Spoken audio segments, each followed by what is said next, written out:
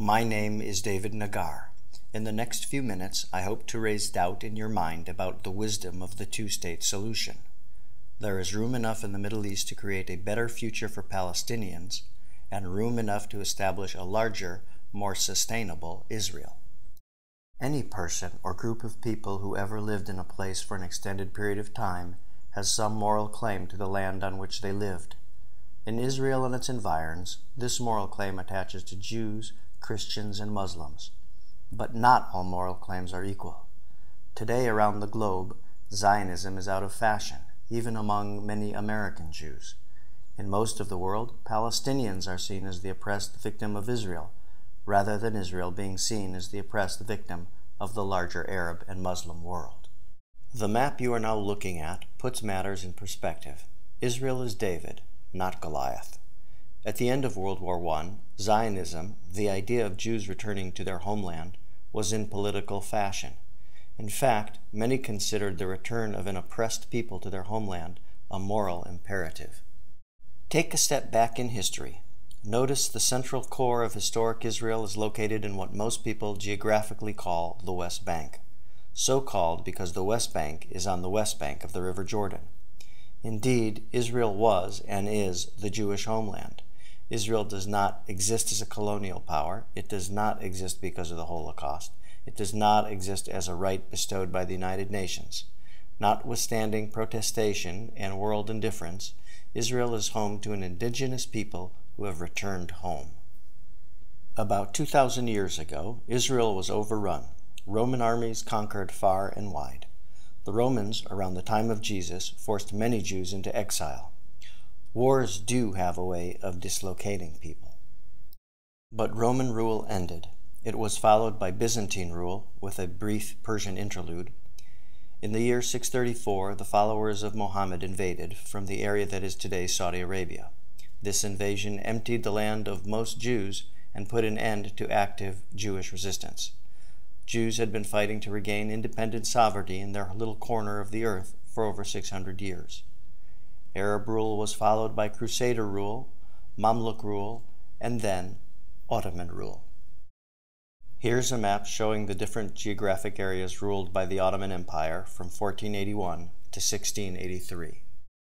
On the eve of World War I, the Ottoman Empire split present-day Israel and its environs into different governing administrative districts called sanjaks, but in World War I, the Ottoman Empire fought on the side of the losing Central Powers.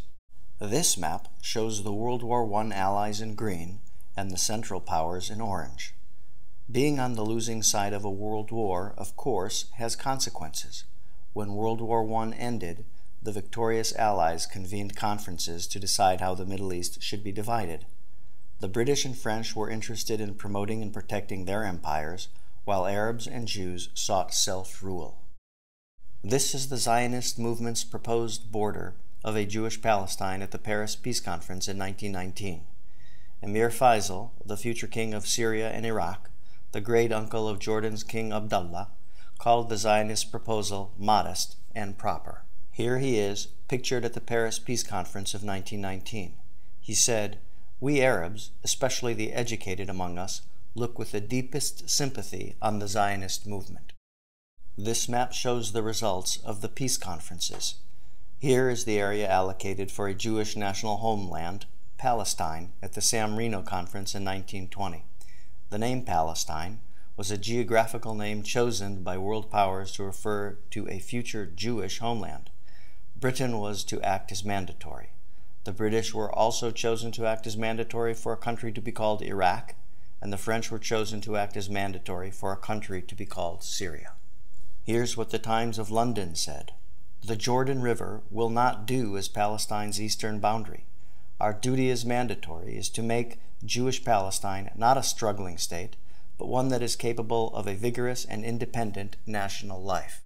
But in order to keep Emir Faisal's brother from attacking the French in Syria, and the French out of parts of Palestine, the British removed Transjordan from the future Jewish homeland and created a British protected kingdom for Emir Faisal's brother. At the time, there was an international outcry, but the British were technically acting within their international mandate. This kingdom, in the eastern three-quarters of Palestine, is known today as Jordan. Under British Mandate Palestine, only Jews had called themselves Palestinians. Arabs did not. Here is a copy of the Jewish newspaper that in 1948 called itself the Palestine Post. Today, this newspaper is called the Jerusalem Post. Have a look at the flag used by Palestinians and other members of the Arab League. The similarity of the flags is no coincidence. But there is no Palestinian flag to be found in history books. There was no such people until the 1960s. The work of Yasser Arafat helped create a separate Palestinian identity. In truth, without a Jewish Israel, there would be no Palestinian people. Muslim Arabs lived in British Mandate Palestine, but before the re-establishment of Israel, Palestinians had no separate history or culture from their brethren who resided in surrounding Arab countries. Palestinians are a yin to the Israeli yang.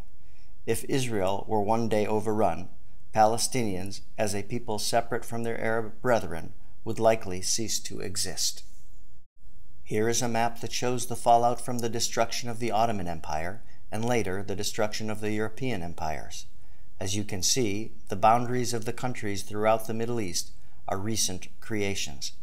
Arab states were formed in over 99% of the territory. Within these made-up borders, there is much desert, but there is plenty of room for everyone. Israel is tiny, about the size of New Jersey. It does not have adequate grain, water, or energy resources, needing to import all three. Some risks to the tiny sole Jewish majority state may not be alleviated by world recognition of larger Israeli borders, but many of Israel's risks can be alleviated by making her larger. Israel is crowded. Israel is one of the most crowded countries on earth. Though there is plenty of room in the Middle East for everyone, Israel does not have adequate territory to allow for natural growth. Israel is kept alive by trade with distant partners. It does not have permeable borders to support economic activity. Trade tariffs or boycotts in tough economic times could cripple Israel. But Israel isn't the only crowded place on earth. The proposed Palestinian state, the West Bank and Gaza, are crowded as well. Palestinian Arabs deserve better from their Arab brethren. Palestinian Arabs should have a state if they really want their own state. But morally, this homeland should not be built at the expense of the sole Jewish majority state. There are already many Arab majority countries, and the Muslim world is huge. It is unnecessary to squeeze Israel and a 22nd Arab state into a tiny territory. While no person should be forcibly moved from his or her home, there is no reason to force Palestinian Arabs to live in a tiny, feckless state. An overcrowded Palestinian state on the West Bank and Gaza will not lead to prosperity or peace. It will lead to misery for Palestinian Arabs. It will continue to cost the rest of the world billions and billions of dollars, and it almost certainly will lead to war. There is room enough in the Middle East. There is room for a Palestinian homeland. There is room for Palestinian Arabs to prosper. Take a good look at this map. World leaders choose to ignore its reality. They have decided Israel must give up land for peace. Isn't there a better and more moral way? There is plenty of room for all people in the region to thrive and prosper. Ask your president, prime minister, and other elected officials this simple question.